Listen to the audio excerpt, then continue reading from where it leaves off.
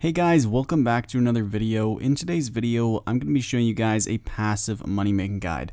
So what do I mean by passive money makers? So essentially what this is, it's going to be money makers that you don't need to check all the time. You might need to check them once per day, you might need to check them once per week. So it's going to be making you money over time and you don't even need to be playing the game.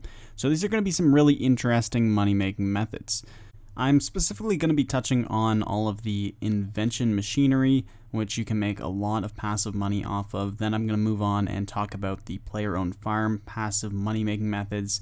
And finally, I will talk about managing miscellania, which is another excellent passive money maker. So I really hope you guys do enjoy this video and hopefully find some of these methods helpful. And if you do, hit that thumbs up button and subscribe, but we are going to jump right into the video. So as I said, we are going to start off by looking at the various different invention machinery that can make you some pretty good passive profit. Now we're specifically going to start off with the partial potion maker. So this requires 114 invention to use, and you'll also get around 1.5 mil per day from this machine. So that is pretty good. It's actually one of the highest out of all of the invention machineries. And you'll only need to check it every 24 hours. And as I said, estimated profit of around 1.5 mil every day, and it only takes about 2 minutes of work. One thing that you do need to be a bit aware of for this moneymaker is that the prices on the herbs as well as the potions will be changing, so the profit is constantly changing, so just do be wary of that, because sometimes you might not get as much profit as you're expected, and it is even possible to get a loss if it drops that drastically. So here's a look at just some of the potions that you can make for the profit. As you can see, the Fellstock potion unfinished is the best one to make currently. You can make almost 1.6 mil every day off of this, which is excellent. And as you can see, there's so many other potions that are also very profitable. So you can just pick and choose which ones you want. I will be linking the link to this table in the description down below so you guys can check it. The updated version of it, so you can make sure that you don't lose any money off of this. But it is a super useful moneymaker, and you'll need to check it once per day for just a few minutes to make this easy 1.5 mil profit. Now moving on to the second invention machinery, we have the plank maker. This is also another really good machinery to use. It requires 117 invention, so pretty high level there, but you can make around 500k per day. So you need to check this one every 24 hours as well, and it only does take 2 minutes of work using. And the thing you'll want to do with this, you'll just want to buy some mahogany logs and then put them in the plank maker, and you'll make some mahogany planks for an easy 500k per day. It's as simple as that, really. Now the next invention machinery is the alchemizer, and this is definitely one of the best. It's one of the most popular as well. Requirements is 108 invention. That is for the alchemizer MK2, which is the better one. This one you won't actually need to charge it up with fire runes, so the profit will be a lot higher. And you will need to check this every 24 hours, and you'll make an estimated 500k to 1 mil profit every day for 2 minutes as well. But it does depend on the item that you are alching. So there are various different items you could use in your alchemizer, and again I will be linking the link to a full calculator on all of the alchemizer prices and the profit that you will make off of them.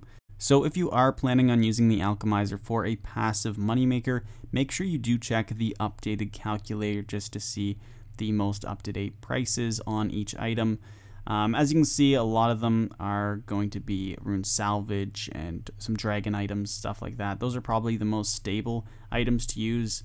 But again, just make sure you check this calculator before you use this method, just to see which items are best to put in.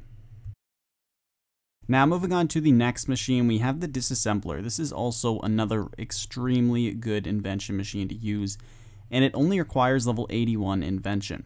So you can make 1 mil per day easily off of this. Now you'll need to check it every 24 hours, and you will want to put maple logs inside of the disassembler. You will be able to disassemble around 60 maple logs every hour using the auto disassembler MK2, and this will be able to get you basically 60 simple components per hour. Now, simple components can be used to make divine charges. You'll need to buy an incandescent energy on the Grand Exchange, and then you can make the divine charges with that. So basically you'll just want to fill up your disassembler with maple logs and then collect your simple parts every day and turn them into divine charges along with using the incandescent energy. Then you can sell that for about 1 mil profit per day. This is definitely one of the best machines to use, and it's a very safe method as well. And moving on to our next method, we have player-owned farms. So I do want to just briefly touch on this method. First off, if you do have Kalia, the breeder collector, she can collect unchecked animals for you, which you can then just sell straight on the Grand Exchange for profit. I like doing the Crystal Skillchompas because their breed timer is a lot lower, so you can collect them more frequently. They also sell for about 100k each, so it is pretty good profit here. And I usually only check it about once a week or two, and I'll have about 10 Skillchompas ready to sell on the Grand Exchange. So it's just an easy few mil every week for doing literally nothing. Also, you can breed the animals and take them out and sell them on World 2 to real players.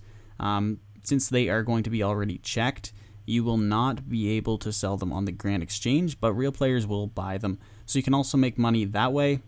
Another great way of making money with player-owned farms is by collecting the secondary ingredients that your farm animals will produce.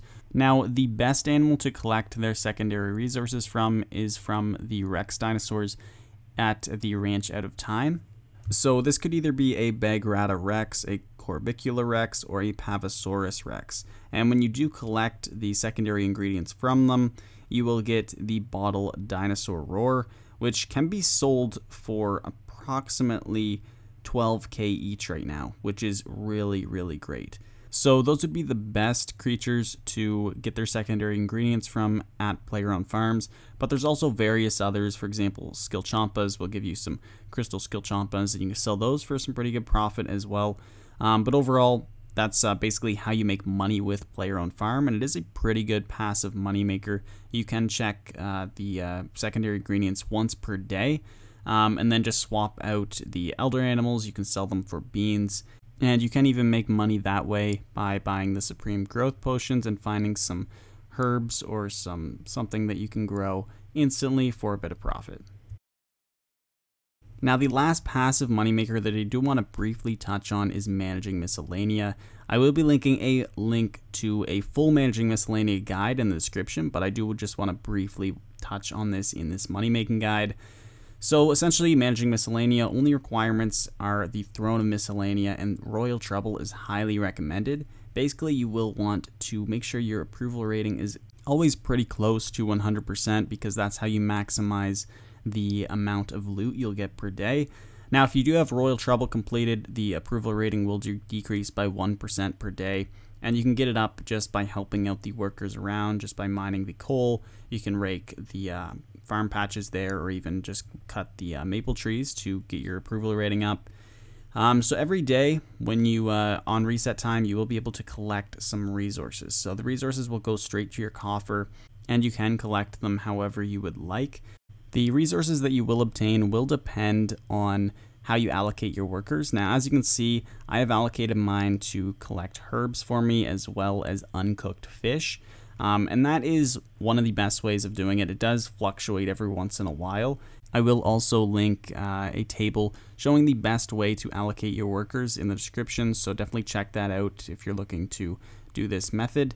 But basically what it is, you will be spending about 75k per day if you do have Royal Trouble completed. So you do need to put money in your coffer here, but you will collect resources every day as well. So at the end of it, when you go to collect all of your resources, you will make some pretty good profit from this. Definitely a lot more than you will have spent by paying your workers. And here's just a look at how much money I made from 5 weeks of collecting the resources. As you can see, it's about 9.3 mil. I spent about 3 mil just by paying the workers, so it's an easy 6 mil for 5 weeks. It's pretty good money, and I literally did nothing. I would hop on to check my approval rating and get that up every week or so, and that's basically all I did. So this is a really great passive moneymaker. If you guys want to know anything more about it, definitely check out my Managing Miscellanea guide that I will link in the description. And so anyway guys, that is all I have in today's video. I will also mention that you guys can check out one of my daily money making guides if you're looking for more sort of daily money makers. This is only specifically passive money makers where you don't have to do anything, but daily money makers, they're pretty great as well. So I will just link one of my daily money making guides in the description if you want to check that out also. But anyway guys, I really hope you found this video helpful. If you have any other passive money makers that you want to share, let me know in the comments down below. Anyway guys, I really hope you did enjoy, and I'll see you in the next one. Peace.